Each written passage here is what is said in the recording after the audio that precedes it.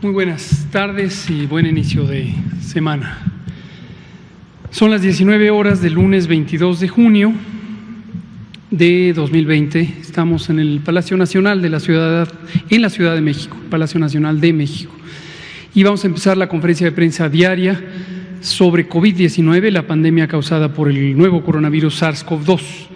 Vamos a tener el informe técnico, la información semanal de los lunes, que es el detalle sobre la situación de comorbilidades de las personas y la distribución demográfica, las características demográficas de las poblaciones afectadas, y luego abrimos a preguntas y respuestas. Le pido al doctor Alomía si es tan amable de presentar. Con mucho gusto, señor secretario. Muy buenas tardes a todas y todos. Bienvenidos a la conferencia vespertina número 115, ya en el día número 22 de la nueva normalidad. Por lo mismo es importante siempre, todos los días, repasar el semáforo y las actividades que en su momento se pueden llevar a cabo. En la siguiente diapositiva vemos el semáforo vigente para esta semana. En esta semana tenemos 17 entidades federativas en nivel de riesgo alto, que es el nivel o el color naranja, y tenemos 15 en nivel de riesgo máximo, que es el color rojo. Aquí está el mapa que las representa. En la siguiente diapositiva repasemos rápidamente cuáles son las actividades. Recordemos que la actividad hotelera está restringida en el rojo, con un aforo de solamente el 25%, siempre enfocado solo a personas que están en actividades esenciales. Todo lo demás dentro del hotel, sobre todo sus áreas comunes y restaurantes, deben estar cerrados. En el caso ya del naranja, entonces se puede incrementar a un 50% esta ocupación. Las áreas comunes también pueden abrir a un 50%, incluido sus restaurantes, tal y como lo vemos en el siguiente grupo, que es restaurantes y cafeterías, en donde en el color naranja, 50% de aforo con todas las medidas de sana distancia al interior, y en el rojo sabemos que están cerrados, que solamente pueden dar servicios a domicilio para llevar. En el caso de las barberías, estéticas, peluquerías, en el rojo igual, es solo a domicilio, y en el naranja ya puede empezar con un aforo de un 50%, preferentemente con citas para poder siempre regular la cantidad de personas que ingresarían al local y los tiempos que pueden estar al interior del mismo. Parques, plazas públicos, ya desde el semáforo rojo habíamos comentado que podía haber un aforo del 25%, enfocado básicamente a la actividad física de las personas.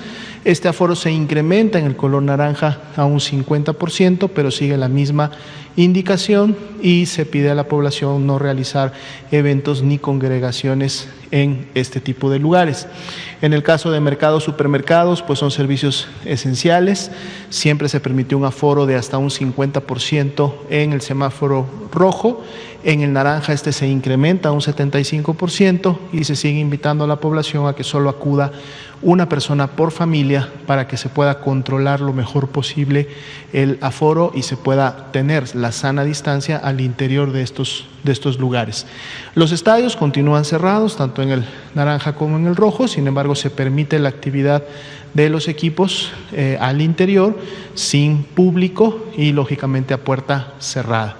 Veamos la siguiente diapositiva, cuyas actividades están cerradas todas para un nivel de riesgo máximo, que es el rojo, y solo en el naranja podemos ver, en el caso de gimnasios, spas similares, 50% de aforo, igual con citas para que se permitan las acciones de limpieza al interior y de espaciamiento entre los clientes.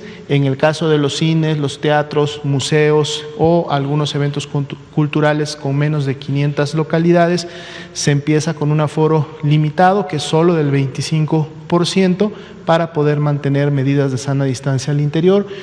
El mismo porcentaje para los locales de los centros comerciales y para las iglesias, para que también al dispersar donde se sientan las personas se pueda tener esta sana distancia asegurada.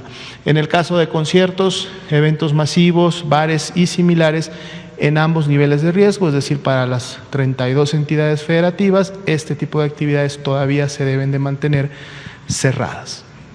Bien, veamos ahora sí la actualización de la pandemia a nivel mundial.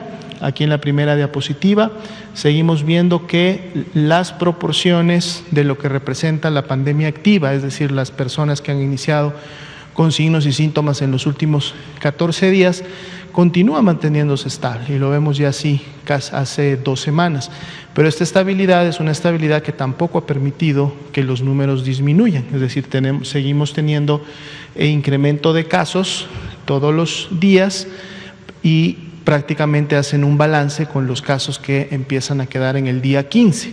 Si vemos la región de las Américas, que es la que concentra en este momento a nivel mundial la pandemia, se ha mantenido el número por arriba de 1 millón, o sea, este grupo de personas en los últimos 14 días se mantiene por encima del 1 millón y la proporción siempre se ha mantenido alrededor del 55%. Parece que la pandemia en la región de las Américas todavía no quiere ceder, se mantiene activa. Veamos la siguiente diapositiva. Son los números para la República Mexicana al corte del día de hoy: 488.550 las personas que han sido clasificadas como casos sospechosos. De estas, ya 246.147 tuvieron un resultado negativo de la prueba de reacción en cadena de la polimerasa, la prueba PCR, que es la que se realiza en México para confirmar o descartar los casos. Por lo tanto, son personas que son descartadas a COVID-19. Pero sí también 185.122 son los casos confirmados ya acumulados al corte del 22 de junio y también para el día de hoy se actualiza el número de las personas que lamentablemente han fallecido a consecuencia de la enfermedad, que el día de hoy son 22.584. Veamos la siguiente diapositiva. Es la distribución por entidad federativa de la carga acumulada de casos de COVID-19 confirmados.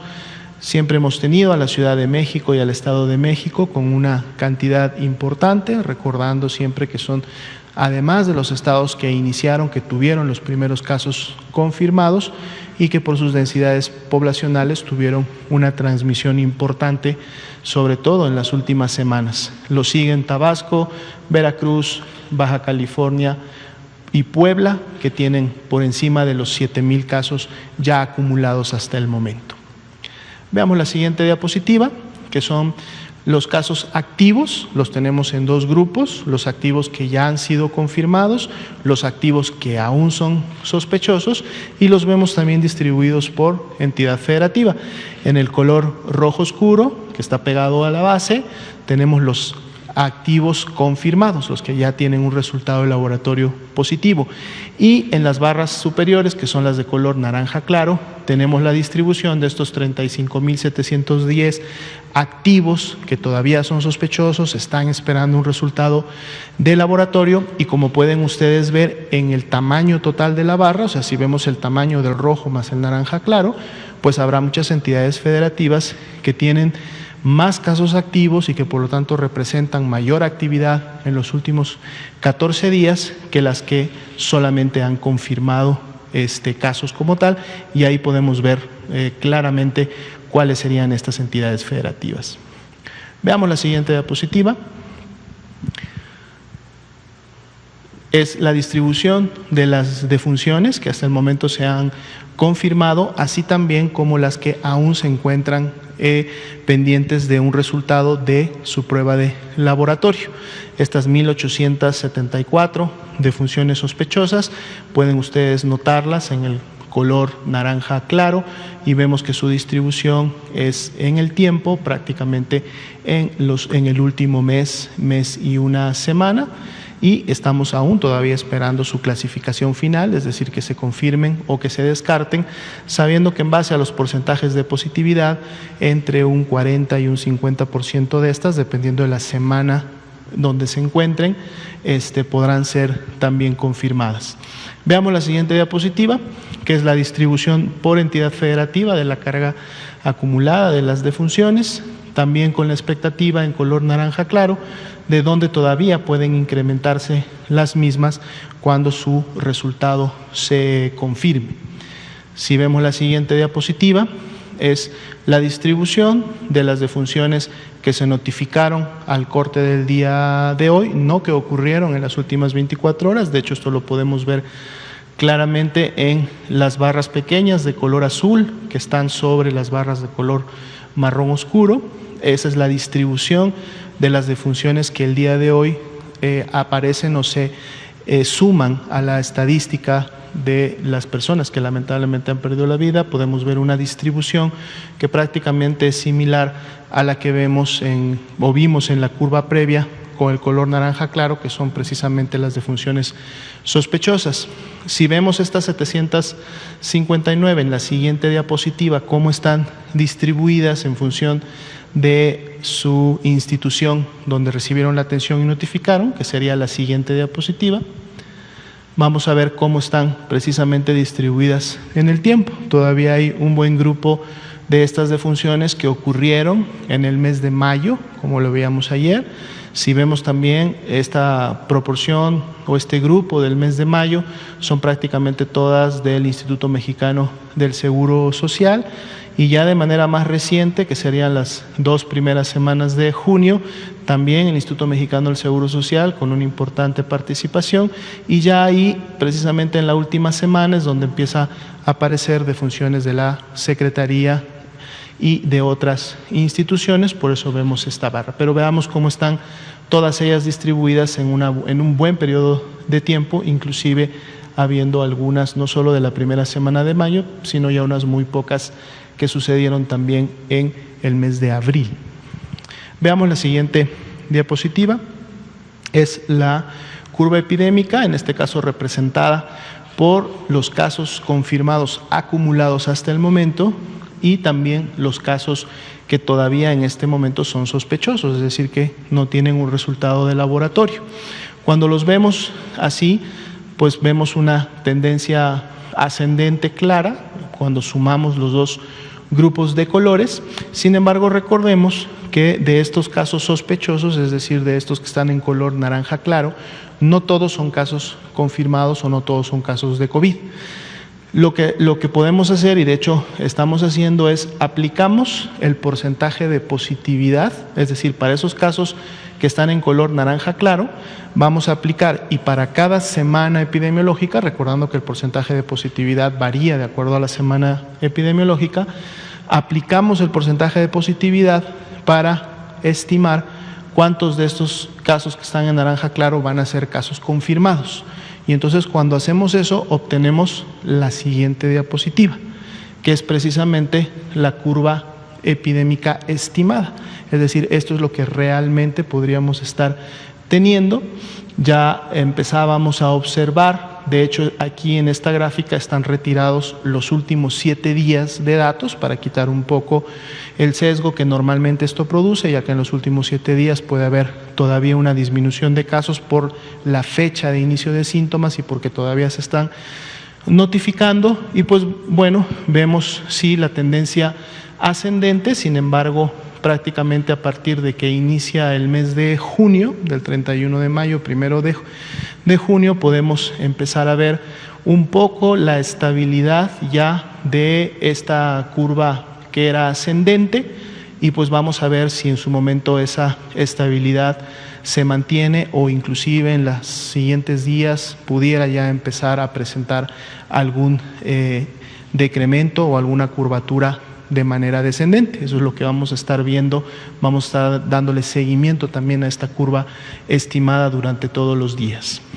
La siguiente diapositiva es la misma curva estimada, nada más que tiene una representación en línea y puntos para poder notar precisamente esto que estamos observando prácticamente ya un poco más consistente durante todo el mes de junio, sabiendo que esta es prácticamente la última semana completa que vamos a tener del mes.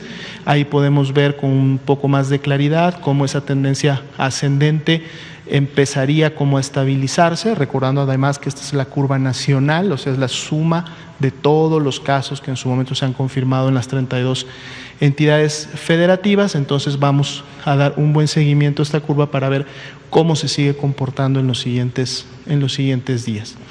La siguiente diapositiva viene a ser la distribución de esos casos que están aún sospechosos, solamente los que están aún sospechosos por entidad federativa, y además agregamos en cada una de las entidades federativas dónde se encuentra la mayor carga de estos casos aún sospechosos, es decir, en qué institución. Y es algo que vamos a estar también monitoreando. Vemos que son 3 los estados que tienen 4,000 o más casos aún sospechosos por clasificar y que por lo tanto estarían a la cabeza de esta estadística. Serían el Estado de México, la Ciudad de México y el Estado de Sonora. Vamos a ver cómo esto se va resolviendo y atendiendo en los siguientes días para poder seguir contando con más casos confirmados. Veamos la siguiente diapositiva. Nuestra carga acumulada de casos confirmados, 2.5% fue el incremento en las últimas 24 horas. Recordemos que estamos en día lunes, ayer fue domingo, día inhábil, por lo tanto siempre vemos durante el fin de semana y los lunes una disminución. Vamos a ver mañana martes si esto se mantiene o qué tendencia podría llevar, y pues fueron 4,577 de todas maneras los casos que se notificaron como confirmados o que su resultado se emitió en la plataforma en estas últimas 24 horas. Veamos ahora el grupo de diapositivas que nos demuestran la ocupación y disponibilidad hospitalaria. Prácticamente no ha habido una variación importante, aunque la ocupación de camas generales disminuyó un punto porcentual, 44%. En el caso de las camas con ventilador se mantiene prácticamente similar, 38%. Tuvimos un porcentaje de notificación del 95% de ahora estas 890 unidades, que ahorita vamos a ver también en su curva correspondiente cuál fue el incremento. Veamos la distribución en las entidades federativas de ese 44% y ese 38%. Aquí está el primero, que son las camas IRAG general. Dependiendo de la entidad federativa se incrementa o disminuye la ocupación, pero veamos que todas las entidades al menos están por encima del 30% de disponibilidad, que es un margen de seguridad, 30%, y Ciudad de México y Estado de México, que serían las que tienen la mayor ocupación, al menos siguen manteniendo un 31%, lo cual es bastante bueno. En la siguiente diapositiva, que son específicamente las camas con ventilador para los pacientes más críticos, aquí todavía es mayor el margen, 35, 37%, las dos entidades que tendrían la mayor ocupación, pero con una disponibilidad de al menos 35% más, y a la medida que vamos recorriendo las entidades a la derecha, pues esta disponibilidad aumenta, ¿verdad? Veamos la siguiente diapositiva, que es donde estábamos comentando. El día de hoy vean cómo tenemos un incremento importante de 816 a 890. Esto se da porque en las últimas 24 horas ingresaron 72 unidades del IMSS Bienestar. No que no estuvieran prestando sus servicios, lo han estado haciendo prácticamente desde el inicio de la epidemia, pero como la información que viene del Instituto Mexicano del Seguro Social se reporta a través de un sistema automatizado, se detectó que estas unidades debían hacerlo como unidades solas, por lo tanto se están sumando al sistema de la red IRAG, y entonces ahora tenemos estas 72 unidades, además se agregaron otras 2 de otras áreas, pero son 72 unidades del IMSS que el día de hoy ya aparecen en la red IRAG, reportando también de manera individual sus camas disponibles y sus camas ocupadas. Si vimos los porcentajes de ocupación y disponibilidad, no variaron mucho, lo que quiere decir que cuando se sumaron con sus respectivas camas ocupadas y disponibles, y más o menos esto estaba similar a lo que veníamos viendo, por eso no hubo mucha variación, a pesar que es un número importante de unidades que se suman el día de hoy a la notificación de la red IRAG. Veamos el último paquete de información, que es precisamente la información que se actualizamos los días lunes, y es en la primera diapositiva la distribución por grupo de edad y sexo de los casos confirmados de COVID-19. Aquí estamos viendo el total de casos acumulados, los 185.122. A pesar de que ha pasado una semana, prácticamente se ha mantenido similar la estadística. Siempre hablamos que la mayoría de los casos se concentran entre los 30 y los 54 años, es donde está la mayor cantidad de ellos, y es lo que hemos estado viendo desde que inició prácticamente la epidemia en México, así como una ligera mayor afectación en casos confirmados al sexo de hombres, en donde hoy al corte tiene un 55%, habíamos visto que esto había estado normalmente siempre alrededor de un 57%, la variación es realmente mínima. Si vemos la siguiente diapositiva, vamos a ver ahora cómo esa curva se desplaza a la derecha, y es precisamente porque ahora estamos viendo la distribución de las defunciones, de estas 22.584, en donde vemos cómo son personas de mayor edad en relación a las que veíamos como casos confirmados, donde se concentra en un momento determinado las defunciones.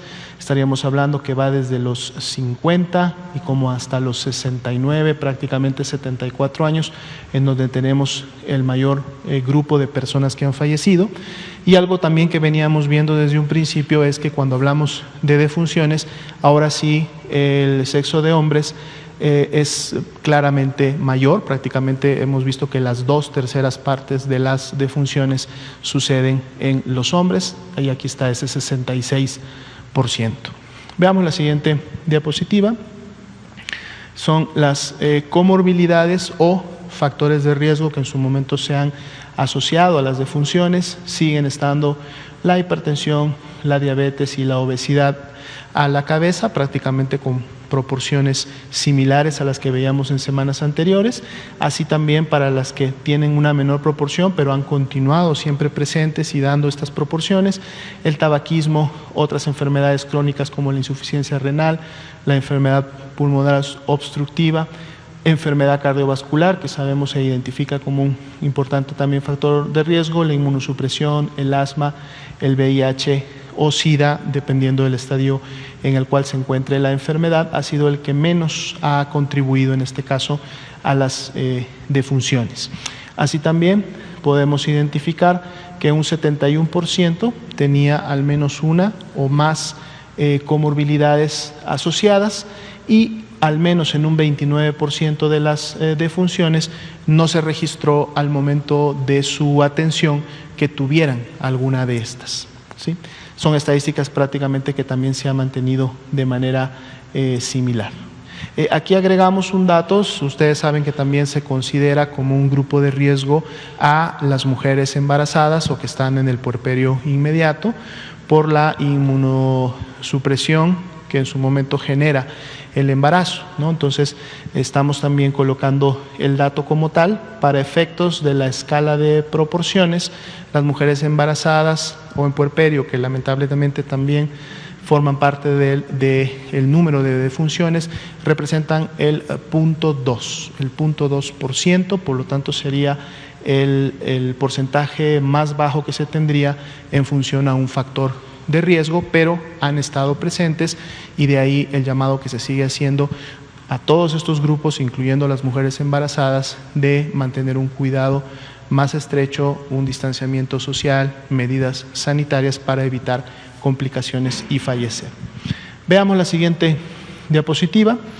En la última es donde actualizamos también los porcentajes de positividad, a diferencia de los que actualizamos el viernes. Aquí lo hacemos por estadio clínico, en este caso cómo se encontraban los pacientes cuando demandaron atención médica, y cuando vemos en este caso, digamos, las semanas ya más completas de información, que serían las 23 y la 24, vemos que una enfermedad más leve genera un porcentaje de positividad también menor, mientras el cuadro clínico del paciente se encuentra más avanzado o demanda la atención en un estado más grave, vemos cómo este porcentaje de positividad se puede incrementar.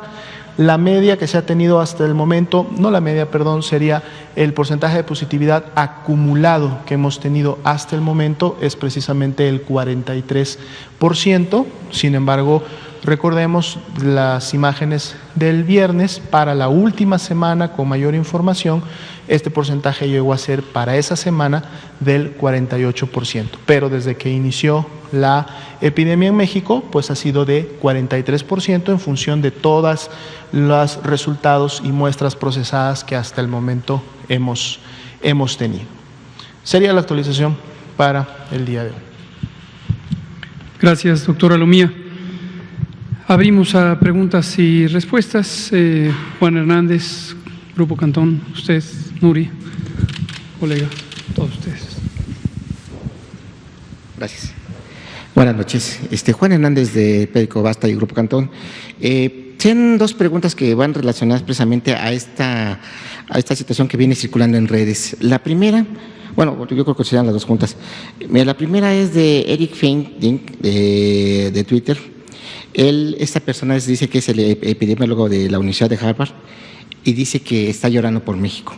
Él dice que más del 50% en el porcentaje de positividad de los exámenes que se han hecho en mexicanos han sido positivos y que en este caso pues señala que no se puede estar confiando en lo que se está aplicando aquí en México, pero también circula también en redes un informe de Mexicanos contra la Corrupción y la Impunidad, en donde señala que en México la tasa de contagio por el coronavirus es 6 veces mayor que China y es el doble que en Italia. Entonces, que no están informando pues con claridad lo que está ocurriendo en el sector salud. ¿Cuál sería la respuesta precisamente a estas dos situaciones que ahorita pues realmente han sembrado las redes y que han estado pues ahorita en boga y la han reproducido en varios noticieros? Muchas gracias. Muchas gracias. Doctor Eric Feng Ding, no lo conozco personalmente, pero sí a través de amigos o excompañeros del doctorado. Él se graduó en la misma universidad donde yo hice el doctorado, en Johns Hopkins, y luego se fue a estudiar a la Universidad de Harvard. Su campo del conocimiento es la epidemiología nutricional. Él, de hecho, es una persona, pienso, muy destacada en el campo de la epidemiología nutricional, y a una muy joven edad él obtuvo el doctorado tanto en epidemiología como en nutrición.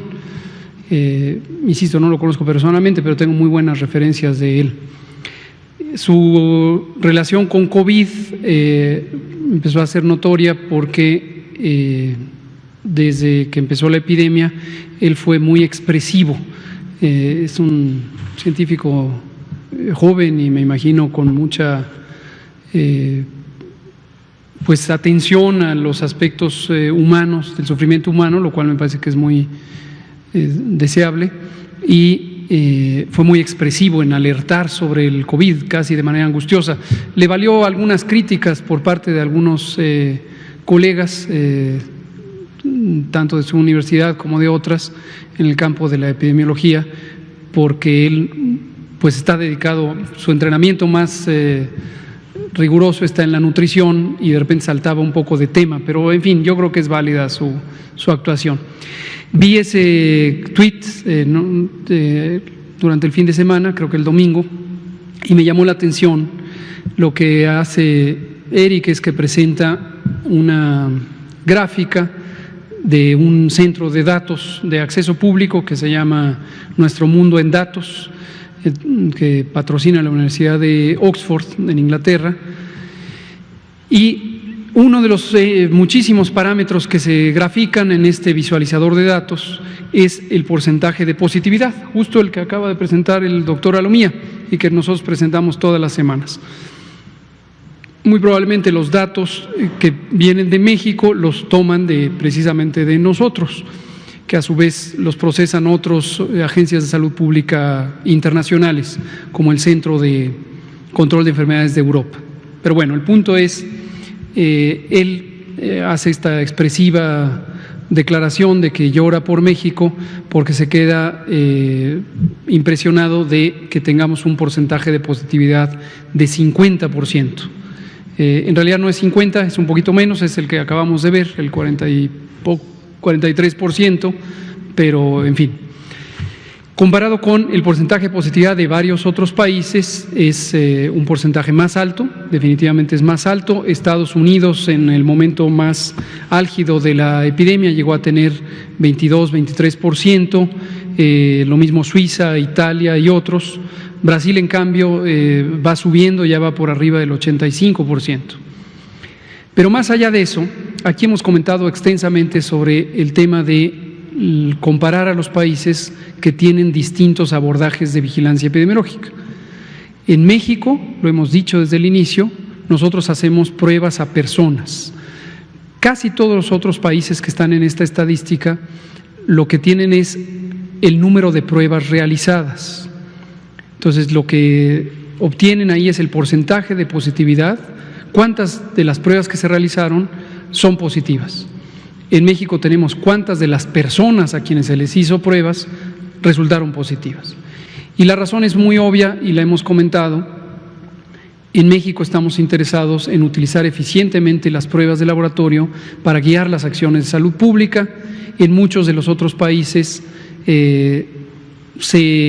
por razones distintas, pero se atendió una inquietud del deseo personal de hacerse la prueba, que quizá estos que menciona este grupo empresarial, mexicanos y otros que vi que comentaban de manera muy llamativa sobre este mensaje, han estado presionando. Lo comentábamos hace un par de días, bueno, lo hemos comentado N veces, lo hemos visto en primeras planas. Y obviamente el resultado de hacer pruebas con una alta probabilidad, porque son personas sintomáticas, es que la proporción de positivos y positivas es mayor.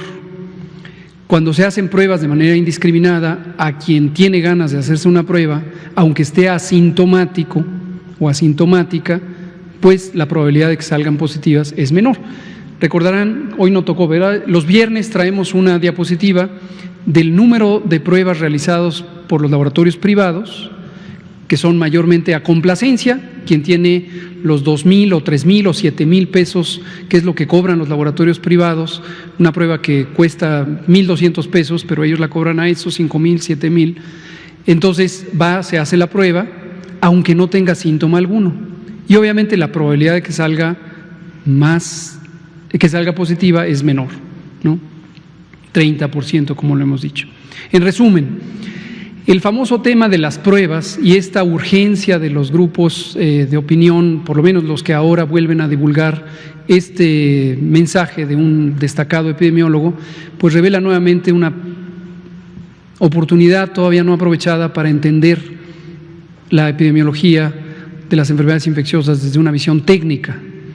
El epidemiólogo es muy destacado, como dije al principio, pero esta reverberancia pues no parece ser tan virtuosa. Ahora, a propósito de pruebas, comentábamos que en un foro reciente que organizó el Instituto Nacional de Salud Pública, donde participó el doctor Alomía como representante del gobierno mexicano, también participó el doctor Jean-Marc Gabastú, quien es el asesor regional de emergencias en salud de la Organización Panamericana de la Salud, Organización Mundial de la Salud. Y creo que tenemos en el archivo el video de lo que declaró el doctor Gabastú con la posición de la Organización Mundial de la Salud. Ojalá que estas personas que usted relata nos estén escuchando para que, si tienen unos minutos y no tienen otras ocupaciones, pudieran ver este video y se enteren de cuál es la posición de la OMS. Exactamente. Por favor. Nuestra organización no está a favor o no recomienda pruebas masivas en un país tan inmenso, tan complejo, tan diverso como México. No estamos en una isla del Caribe en la cual eventualmente podemos tener acceso a toda la población, pero sí estamos totalmente conformes con las iniciativas ad hoc en estos recintos, en estos lugares de riesgo, como la Ciudad de México lo está planteando. Eso. Justamente. Entonces, lo que dice con este intenso acento francés que tiene el doctor Gabastú es: la organización nuestra, se refiere a la Organización Mundial de la Salud, no está recomendando, no está en favor de recomendar la realización masiva de pruebas en un país complejo como México. Esto lo hemos dicho 1 y 2 y 3 y 300 veces, pero lo volvemos a decir ante la inquietud o la perplejidad de estas personas que parecen preocupadas porque se hagan más pruebas y que seguimos esperando que tengan una conexión con un argumento técnico sobre cuál es su propósito. ¿Nos están dando los datos de los fallecimientos del personal de salud? Pues los vamos a invitar a que vengan los martes. ¿Cuándo presentamos? Todos los martes presentamos desde hace varias semanas. Ustedes lo saben, el informe. Hoy es lunes, hoy lamento no traerles información a este grupo empresarial, pero mañana es martes, mañana lo traeremos. Todos los martes lo presentamos. Pues este es un foro abierto, ojalá tengan tiempo o tengan un poquito de interés en la pandemia de COVID y le echen un ojito a la información pública que ponemos. También están las bases de datos que ponemos desde el 24 de abril. Son datos abiertos. Nunca se había visto en México que hubiera datos abiertos. Gracias. Por favor.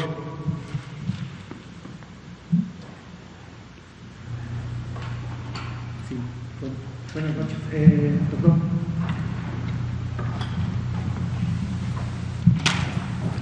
Bueno, sí, buenas noches, doctor. Juan Carlos Machoro, reportero. Doctor, usted mencionó hace unos días que es muy significativa la falta de infraestructura hospitalaria en destinos turísticos. ¿Ha dialogado con gobernadores de sitios y entidades con vocación turística para remediar esta situación? Tal vez no solo por la cuestión del COVID, sino pensando que esa infraestructura pues se quede ahí por años y atienda a estos sitios que se han desbordado. Acapulco, Cancún, Los Cabos va para allá, donde mucha población está llegando. Gracias. Por supuesto, gracias por la pregunta. Por cierto, regresando a la anterior pregunta, a veces pensamos que estas inquietudes que expresa alguien, este grupo empresarial de mexicanos que se dedica a promover varias causas,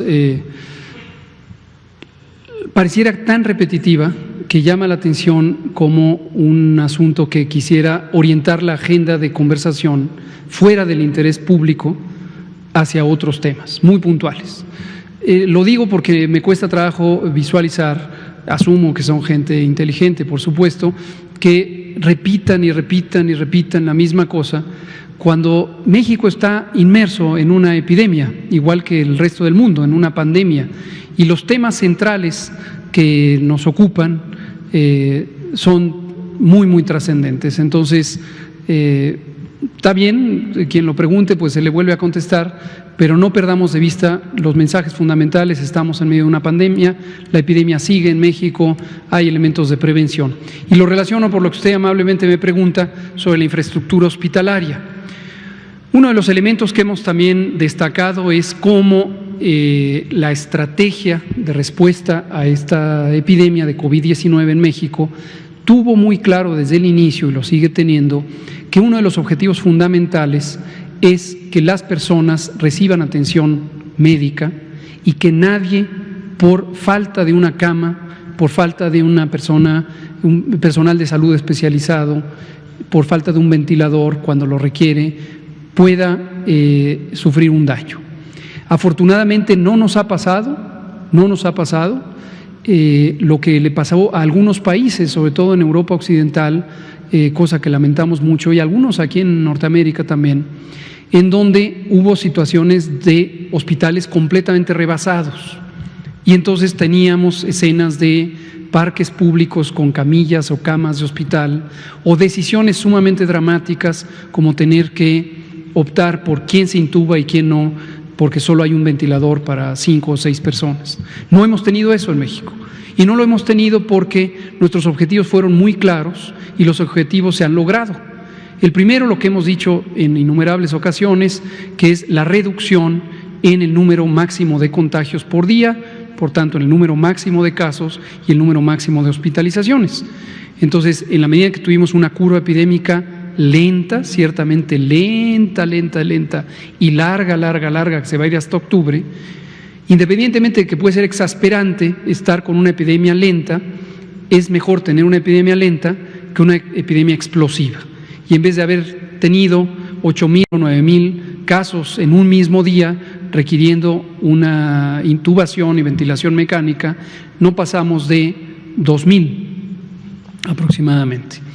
Entonces, esto es producto de lo primero, las medidas de mitigación comunitaria que se aplicaron, como ustedes saben, lo sabe toda la sociedad, desde que lo decidimos el viernes 13 de marzo y que empezaron a instrumentarse a la semana siguiente en algunos estados y formalmente desde el 23 de marzo. Pero lo segundo, y tiene que ver con lo que usted pregunta, es la reconversión hospitalaria. Reconvertir hospitales es una tarea muy importante en el sentido de la utilidad que tiene, pero también en lo complejo que representa. Lograr destinar un hospital a COVID, un hospital como el Instituto Nacional de Ciencias Médicas y Nutrición, nos llevó cerca de 6 a 8 semanas. Y todo el operativo, que se lograra evacuar el hospital, que se completara la atención de quienes podían irse de alta y que se asignara a otros hospitales a aquellas personas que continuaban en hospitalización. Por poner un ejemplo de muchos, cerca de 43 hospitales ya han sido acondicionados y rehabilitados, y esto parte de aquellos hospitales, se acordarán, siempre que digo esto me acuerdo de un personaje, como aquella vez que quedaron abandonados, 307, en realidad son más, son como 327 hospitales que quedaron abandonados y que fueron tomados por el agrupamiento de ingenieros militares, que fueron financiados y organizados por el Instituto de Salud para el Bienestar, y lo mismo algunos hospitales del ISSSTE y otros del Seguro Social. Y eso es lo que nos ha permitido expandir la capacidad y evitar que se saturen los hospitales. En los puertos, zonas turísticas, históricamente hemos tenido por años, por décadas, una limitada inversión en la infraestructura turística, por distintas razones, pero ciertamente se aprecia que rebasan las necesidades a las capacidades.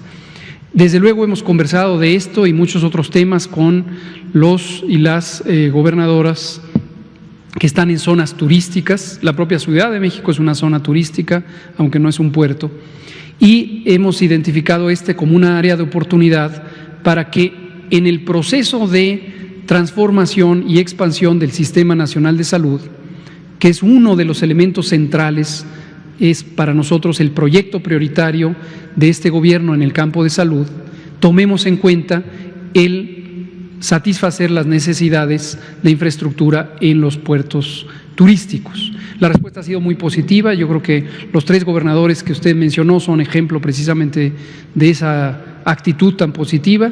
El gobernador Carlos Joaquín en Quintana Roo, el gobernador Mendoza Davis en Baja California Sur, el gobernador Astudillo en Guerrero, pero en general todos y todas ellas tienen una actitud muy positiva y todos queremos lo mismo, que se siga expandiendo la capacidad del sistema de salud mexicano.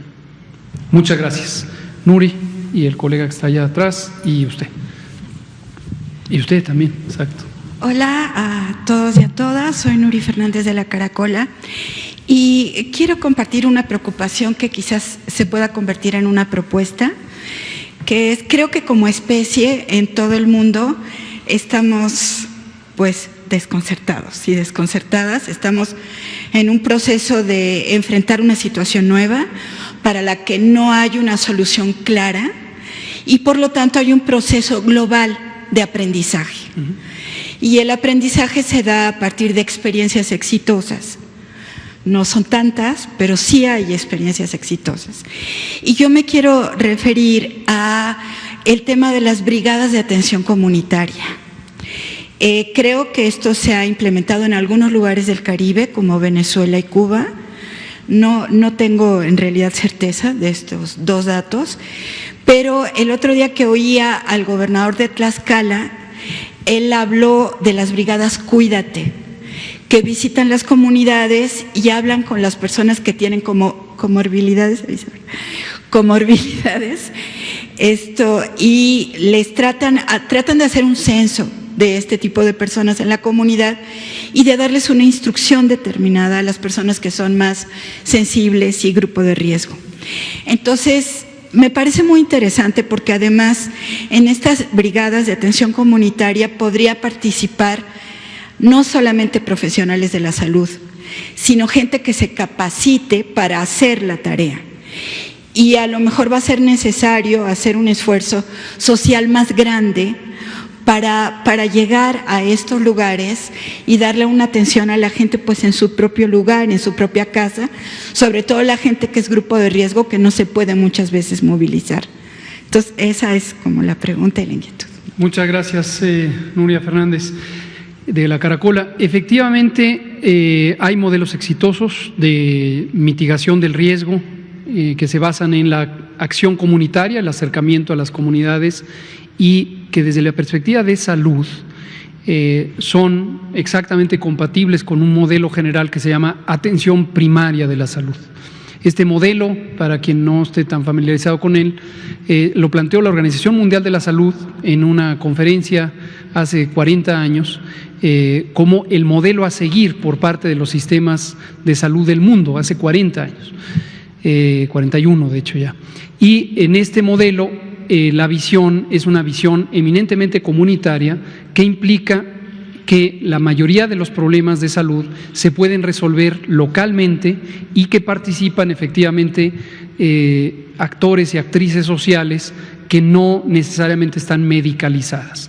La salud pública juega un papel central en este aspecto y dentro de la atención primaria se incluye no solo el primer nivel de atención o la medicina básica de los centros de salud, sino todo el espectro, hasta la medicina especializada, pero con una visión integral de los seres humanos y no con una visión fragmentada que depende más, como lo hemos constatado en el mundo, incluido México, en los últimos 40 años, de un enfoque sobreespecializado y centrado en la tecnología, tanto diagnóstica como terapéutica.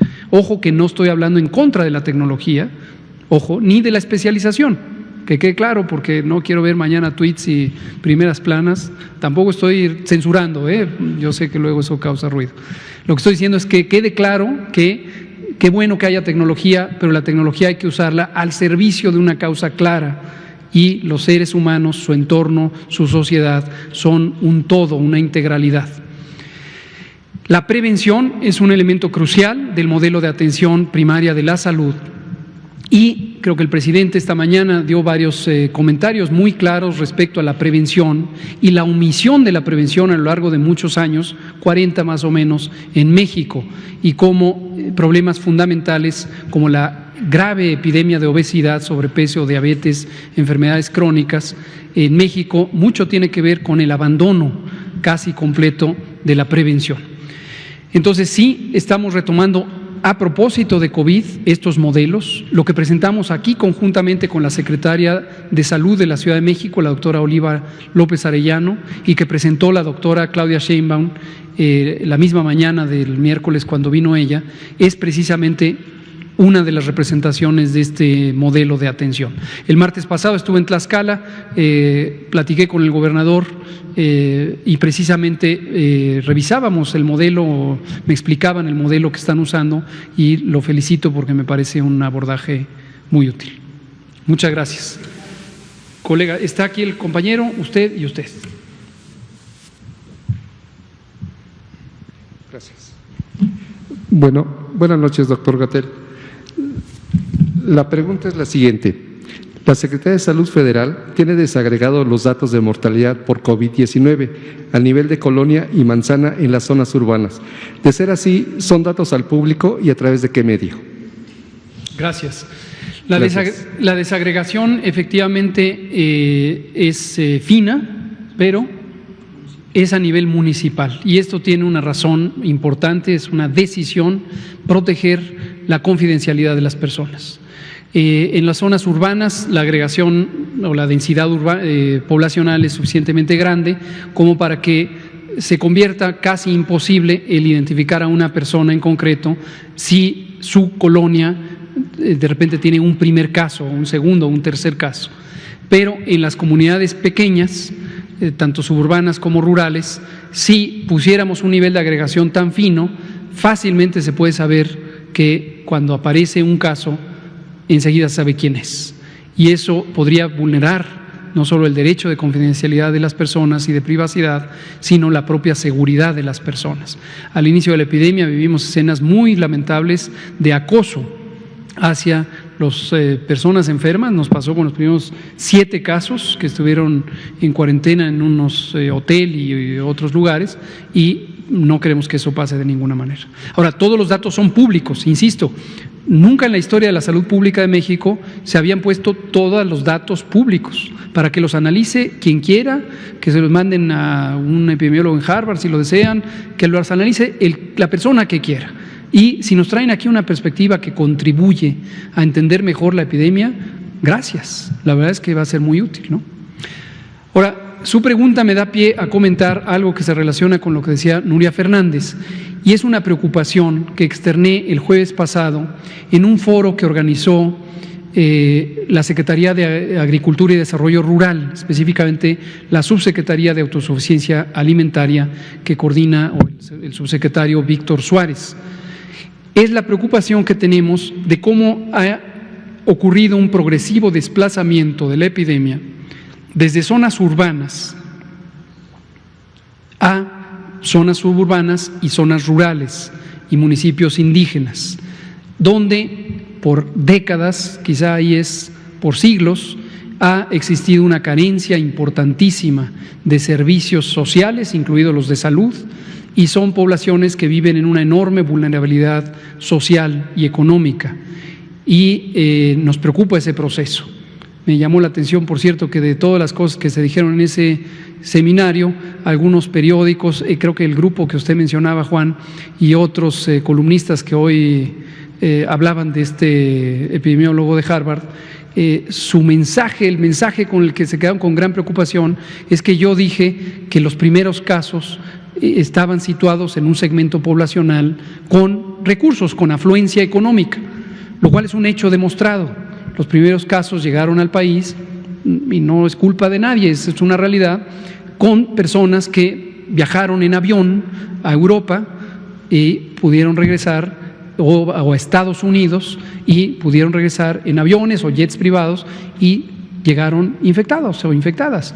No les culpamos en absoluto, ¿no? Pero es una realidad. Pero el mensaje principal no es ese, el mensaje ahorita, y supongo que es el que nos preocupa a todas y todos los mexicanos, que queremos el bienestar de nuestra población, es que las poblaciones más vulnerables, en particular en el medio rural y en las comunidades indígenas, ahora están teniendo una progresiva expansión de la epidemia de COVID en escenarios donde los recursos son más limitados. Muchas gracias. Usted, por favor, y terminamos con usted. Señor subsecretario Raimundo González Cervantes, director de la plataforma Encuentro Vital Multimedios y corresponsal de La Felina Radio TV y Pincus Visión de Los Ángeles, California. Señor subsecretario, en algunas ciudades que han sido muy golpeadas por el COVID, como Nueva York, los hipódromos ya comenzaron a trabajar a puerta cerrada, eso sí. ¿No podría ocurrir lo mismo en el Hipódromo de las Américas? Y se lo pregunto de este modo porque de este deporte espectáculo dependen más de 15,000 personas, disciplina que pues por el COVID las ha puesto en una situación crítica. Hoy mismo por la mañana platicábamos con jockeys, con cuadrilleros y otras personas sobre la crítica situación que están padeciendo, además de que el mantenimiento de los caballos de carreras y su condicionamiento que requieren para estar en forma, lo mismo que el de los jockeys, es muy caro. Entonces, la pregunta, pues se la repito, ¿existe esta posibilidad de que se permita que el Hipódromo de las Américas funcione a puerta cerrada? Gracias. Gracias. La pregunta es muy clara, la respuesta debe serlo. En principio, sí. Es análogo a los estadios de fútbol o de cualquier otro deporte masivo que tiene un gran público. No nos preocupa tanto lo que ocurre en el caso del fútbol en la cancha o aquí en la pista. No me aventuro a decir términos técnicos porque desconozco completamente el mundo de los hipódromos, cuadras o en la pista, no nos preocupa tanto. Obviamente pueden existir contagios también entre la población que asiste a los caballos y los jinetes y demás, o las jinetes, no sé si haya jinetas mujeres, pero definitivamente el público sí puede ser un mecanismo de congregación masiva y por lo tanto de contagios masivos. En la medida en que eso no ocurra, el público, y que se preserve solamente la parte de abajo, podrían operar. Sin embargo, hay que analizar cuidadosamente cuántas personas están en esa operación. Para el fútbol lo tenemos porque la Liga MX se acercó con nosotros desde el inicio y pudimos, junto con ellas y ellos, explorar las características. En este caso, dado que el hipódromo, si es que nos referimos al de la Ciudad de México, está en la jurisdicción territorial del gobierno de la Ciudad de México y sería cosa de que lo hablaran con el gobierno de la Ciudad de México. Por supuesto, nosotros podemos estar atentos y contribuir para analizar el caso y donde sea posible que abra, si es que está dentro de los parámetros de un riesgo bajo. Muchas gracias por su pregunta, don Raimundo. Terminemos con usted. Última pregunta. Sí, gracias, doctor López Gatell, gracias al doctor Alomía. En particular, Demián Duarte, Pasión por los Negocios, Política y Rock and Roll Radio y Lobos FM de Sonora. En particular, mi inquietud es una inquietud que se le ha manifestado en varias ocasiones. Sin embargo, en mi estado tenemos una preocupación particular sobre el tema. Son las discrepancias tan fuertes que hay en la información. Yo me metí a hacer un análisis detallado de la información que nos presenta allá el secretario de Salud, Enrique Clausen, y la información que ustedes nos presentan de manera cotidiana. Encontramos discrepancias tan fuertes que representan alrededor del 34% de los casos, no solamente de contagios, sino también de casos de hospitalización y de personas que están intubadas. Casualmente hoy la Secretaría de Salud de mi estado presenta un informe un poco más detallado en donde habla de casos activos, de personas hospitalizadas y de cuadros graves con intubación invasiva. Quiero creer que es porque el doctor Clausen también escucha las inquietudes que nosotros planteamos como periodistas. Sin embargo, yo le traigo el tema aquí porque nos interesa una explicación a detalle y sobre todo entender qué se puede hacer para que no haya estas discrepancias. Me explico, la inquietud tiene que ver con lo siguiente. En mi ciudad, Hermosillo, la alcaldesa tomó la decisión de limitar el tránsito vehicular de 6 de la tarde a 6 de la mañana. ¿Sí? Y resulta que nos emiten una especie de salvoconductos para que podamos circular.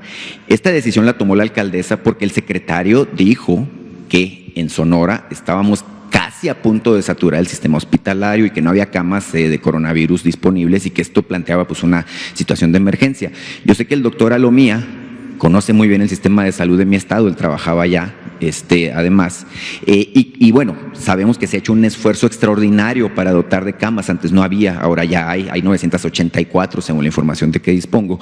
Sin embargo, nos gustaría entender a profundidad qué se puede hacer para no estar con estas discrepancias. Tengo otro tema que tiene que ver con esto de la activación física responsable. Yo voy a estar aquí hasta el miércoles, ojalá tenga la oportunidad de platicarlo el tema, pero me interesa mucho su opinión, doctor. Cómo no, muchas gracias.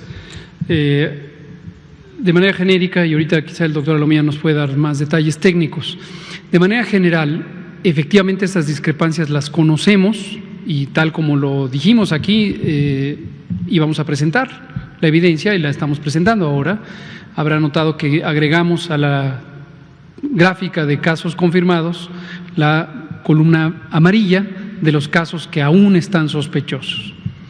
En cualquier sistema de vigilancia epidemiológica del mundo, no es inusual que exista un retraso de algunos días en el proceso de notificación hasta la oficina central, aún sistemas de vigilancia epidemiológica muy tecnificados, que tienen terminales de cómputo donde se cargan en plataformas, igual que lo tenemos en México.